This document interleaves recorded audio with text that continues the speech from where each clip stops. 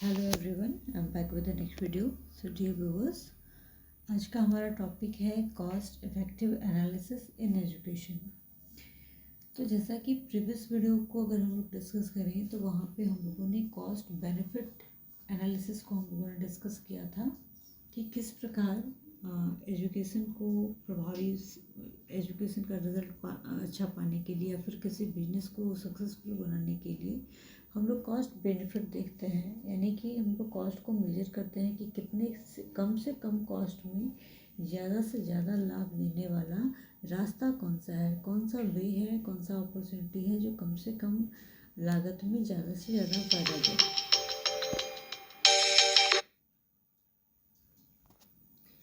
यहाँ पे है आपका कॉस्ट इफेक्टिव। थोड़ा सा ब्रीफ इसको हमने कर दिया था। यहाँ पे ये क्वांटिटेटिव नहीं होता बल्कि क्वालिटेटिव होता है, और दूसरे शब्दों में ये भी कह सकते हैं कि ये क्वालिटेटिव और क्वांटिटेटिव दोनों होता है, क्योंकि क्वालिटी क्वांटिटी की बेसिस पर ही आती है। ठीक है, तो क्वांटिटी तो होनी ही है, लेकिन अल्टीमेटली कंप्लीट फॉर्म में अगर देखा जाए तो ये क्वालिटी को मेजर करता है कि कौन सा रास्ता जो है, बहुत सारे ऑप्शंस में से कौन सा ऑप्शन जो है हमें बहुत बेहतर रिजल्ट दे सकता है। ठीक है, यहाँ पे हम लोग बेनिफिट को हर तरीके से देखते हैं, सोशली, इकोनॉमिकली, साइकोलॉजिकली, हर तरीके से। किसी जॉब को करके हम लोग संतुष्टि प्राप्त करते हैं, लेकिन कुछ ऐसे काम होते हैं जिसको करके हम पैसे तो कमाते हैं लेकिन संतुष्टि नहीं मिल पाती है ना। तो यहाँ पर भी वही चीज़ है, जो काम आपको सेटिस्फैक्शन प्रदान करे वो आपका कॉस्ट इफेक्टिव हो जाता है। ठीक है, तो कुल मिला करके यहाँ पे वही चीज़ है।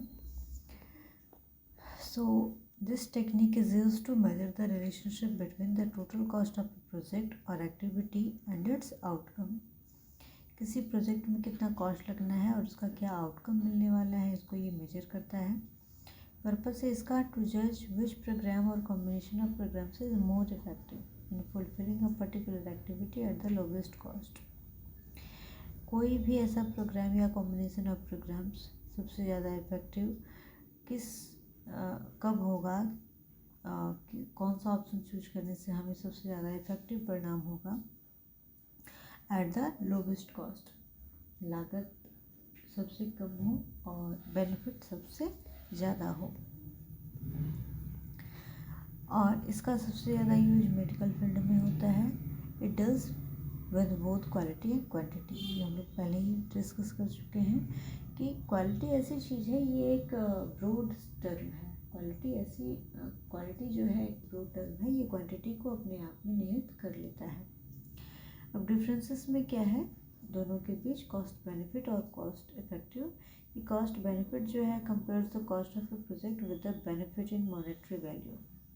क्वांटिटेटिव मेजर में वो वैल्यू को, बेनिफिट को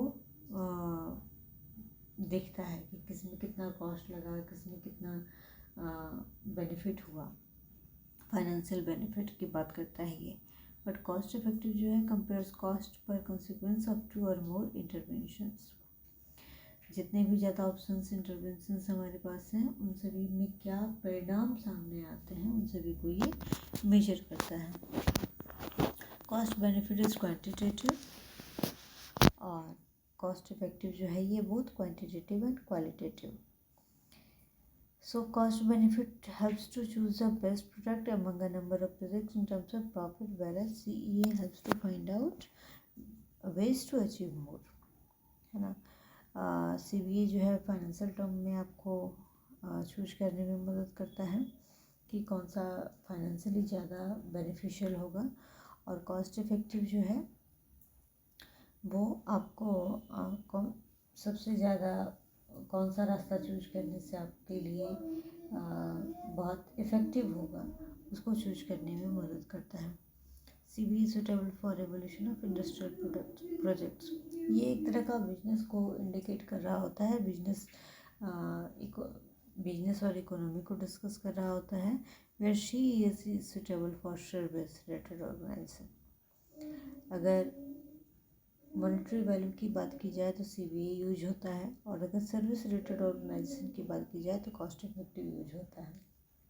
ठीक है। जिसमें आपका स्कूल हो गया, मेडिकल फील्ड हो गया, ये सारी सर्विस देने वाले ऑर्गेनाइजेशंस हैं। मनी की अर्निंग यहाँ पे सेकेंडरी है, यहाँ पे जो है सर्विस प्रोवाइडर ऑर्गेनाइजेशंस हैं, इसको ज़्यादा यहाँ पे महत्व दिया जाता है। ठीक है, तो यहाँ पे कॉस्ट इफेक्टिव फिनिश होता है, तो इसलिए वीडियो से भी आप इस दोनों ही चीज़ों को डिस्कस कर सकते हैं, देख सकते हैं। और फिर है कुछ PYQs हैं, दोनों के ही बेसिस पे देखते हैं क्या है। So cost benefit approach looks at each level of education.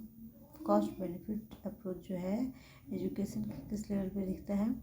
पहला है investment in human beings, the purpose that the return will help to improve the whole economy. कुछ पहले तो ह्यूमन बींग्स में जो इन्वेस्टमेंट किया जा रहा है उसको चेक करता है। दूसरा है the purpose that the return will help to improve the whole economy.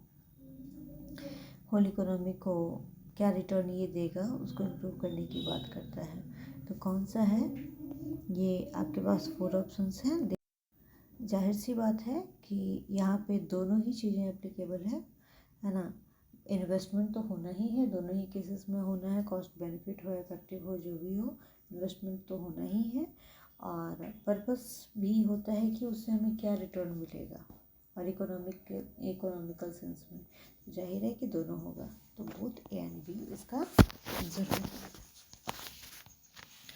The next question is, what is the purpose of cost effective analysis in education? Cost effective का क्या purpose है? So the first option is the outcome can be measured in terms of their monetary values. Monetary values में इसका outcome measure होता है। To measure the relationship between the total inputs or cost of a project or activity and outputs or objectives. Input, cost of project, activity, outputs, objectives सबका ये आकलन करता है। To जज विच प्रोग्राम और combination of programs can achieve particular objectives at the lowest cost. ठीक है, कौन सा प्रोग्राम या कॉम्बिनेशन ऑफ प्रोग्राम्स जो है लोवेस्ट कॉस्ट में सबसे ज़्यादा अचीव कर सकता है पर्टिकुलर ऑब्जेक्टिव्स को। ठीक है, तो आप थोड़ा सोचिए इस पे कौन सा हो सकता है।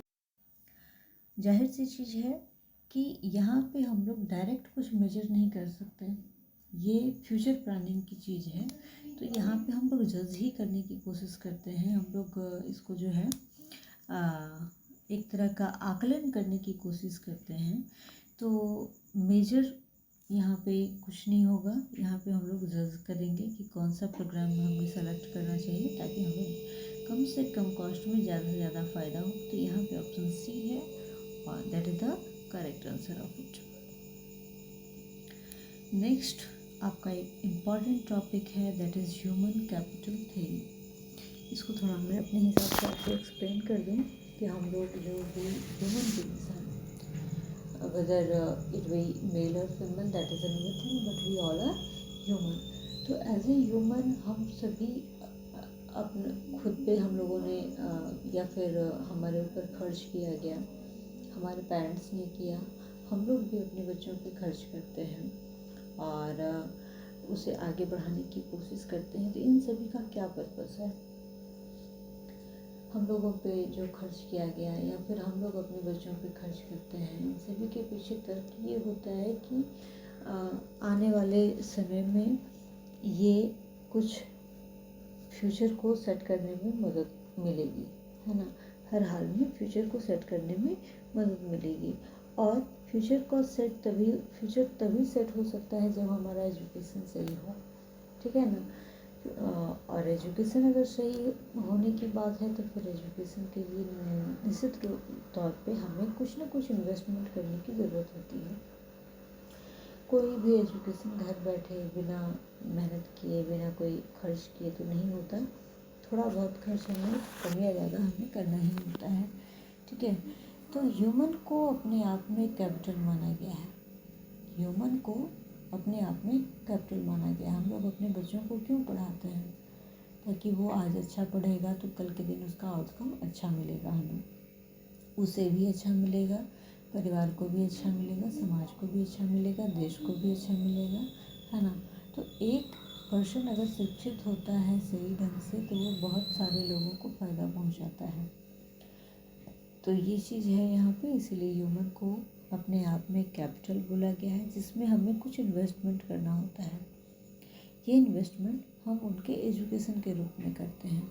अब चाहे जो अभी हम लोगों ने कॉस्ट बेनिफिट पढ़ा, कॉस्ट इफेक्टिव पढ़ा, तो ये सारे ह्यूमन के ऑब्जेक्टिव्स को मेजर करने की कोशिश में ही हम लोगों ने किया है कि किसी पर्सन को पढ़ाने के लिए अब बहुत सारे कोर्सेज लोग 10th के बाद चूज करते हैं, तो कौन से कोर्स को चूज करने से उसका ज़्यादा आउटकम मिलेगा, ऐसा हम लोग पूछने की कोशिश करते हैं, डिस्कस करते हैं, कई लोगों से डिस्कस करते हैं, है ना। तो ये सारी चीज़ें हैं यहाँ पे। ये this is consisting of the knowledge and skills, दोनों ही चीज़ों को ये कंटेन करता है। Acquired by a person that can be used by an organization in fulfilling its goals. Knowledge और स्किल दोनों ही चाहिए एक ह्यूमन के कैपिटल के लिए, जो किसी पर्सन के या ऑर्गेनाइजेशन के गोल्स को फुलफिल करने में मदद करे। Human capital includes education, skill, experience, creativity, personality, good health and moral characters of a person. अब देखिए इसमें सब कुछ आता है, एजुकेशन भी आता है, स्किल भी आता है, एक्सपीरियंस भी आता है, क्रिएटिविटी भी आता है, पर्सनैलिटी भी आता है, उसका अच्छा हेल्थ भी आता है, मोरल कैरेक्टर्स भी आता है। जैसा कि अभी मैंने थोड़ी देर पहले बोला कि एक पर्सन जब सही ढंग से एजुकेटेड होता है, वेल नर्चर्ड होता है, एजुकेशन की बात ना भी करें, वेल नर्चर्ड होता है, तो वो हर किसी को फ़ायदा पहुंचाता है। अपना फ़ायदा तो होता ही है, समाज को फ़ायदा होता है, परिवार को फ़ायदा होता है, देश को फ़ायदा होता है, हर किसी को फ़ायदा होता है ना। अभी रिसेंटली रतन टाटा जी का नाम काफ़ी फेमस हुआ है, वो ऑलरेडी फेमस हैं बट डेथ के बाद इवन और ज़्यादा फेमस हुआ है। वो भी कभी न कभी एक संतान रहे होंगे और उनके ऊपर भी उनको भी शिक्षा दीक्षा दी गई, लेकिन आज उनका नाम जो है बहुत ज़्यादा लोग ले रहे हैं। ऐसा इसलिए क्योंकि उन्होंने लोगों के दिल को छुआ, और दिल को छूने के लिए सिर्फ पैसा ही ज़रूरी नहीं होता है, बहुत सारी चीज़ें होती हैं, ठीक है। अपना एक मोरल कैरेक्टर, उनकी पर्सनालिटी, गुड हेल्थ, ये सारी चीज़ें। और अभी हम लोगों के पास जितने भी रिसोर्सेज आसपास मौजूद हैं, जो कुछ एम्यूनिटीज़ हम लोग यूज़ करते हैं, वो किसी न किसी पर्सन का ही दिया हुआ है ना। जो फैक्ट्रीज हैं, जो काम हम लोग करते हैं, जो सारे टूल्स यूज करते हैं, वो कहीं ना कहीं किसी पर्सन का ही दिया हुआ है ना। That's why human capital, human को कैपिटल कहा जाता है। Human capital basically focus on experience and learning by doing rather than theoretical knowledge. तो एक्सपीरियंस पे ये काफ़ी फोकस करता है, learning by doing rather than theoretical knowledge. किसी पर्सन को अगर ना पढ़ाया लिखाया जाए तो क्या वो आउटकम दे पाएगा? हो सकता है कि वो बहुत इंटेलिजेंट हो अपने आप में, लेकिन बिना एजुकेशन के आउटकम देना ऑलमोस्ट पॉसिबल नहीं है, ठीक है। तो ये ह्यूमन कैपिटल, ये इसका जो ओरिजिनल आइडिया था, this was given by Adam Smith in 18th century. The modern theory was popularized by Gary Becker, Jacob Mincer and Theodore Schultz. इन लोगों ने इसको पॉपुलर किया था। तो इसका मानना है कि जितना ज़्यादा हम लोग इन्वेस्टमेंट करेंगे उतना ज़्यादा प्रोडक्टिविटी होगी, है ना। किसी भी पर्सन पे जितना ज़्यादा हम लोग इन्वेस्टमेंट करेंगे उतनी ज़्यादा उसकी प्रोडक्टिविटी, यानी कि जितना ज़्यादा एजुकेशन उतनी ज़्यादा प्रोडक्टिविटी। अब कुछ एजम्पशंस बताए गए हैं। वैसे समय अभी हमारे पास कम है, पर थोड़ा सा हम लोग इसको देख लेते हैं शॉर्ट में। ये सिटी जो है स्किल और एक्सपीरियंसेस को मेजर करने की बात करता है। एजुकेशन रेजेस वेजेस, मतलब जितना ज़्यादा एजुकेशन होगा उतनी ज़्यादा उसके वेजेस होंगे, उतनी उनकी प्रोडक्टिविटी होगी, ऐसा ये मानता है ना। जिन individuals with more education can earn more, जितना एजुकेशन उतना ज़्यादा वो अर्न करेंगे। More education leads to more productivity, जितना ज़्यादा एजुकेशन होगा उनकी प्रोडक्टिविटी भी उतनी ज़्यादा होगी, और जिससे हाई अर्निंग होती है। Education along with training is the best, और एजुकेशन को ट्रेनिंग के साथ दिया जाए, यानी प्रैक्टिकल एक्सपीरियंसेस के साथ दिया जाए तो बेहतर होता है। इस वीडियो के लिए इतना ही। Thank you very much.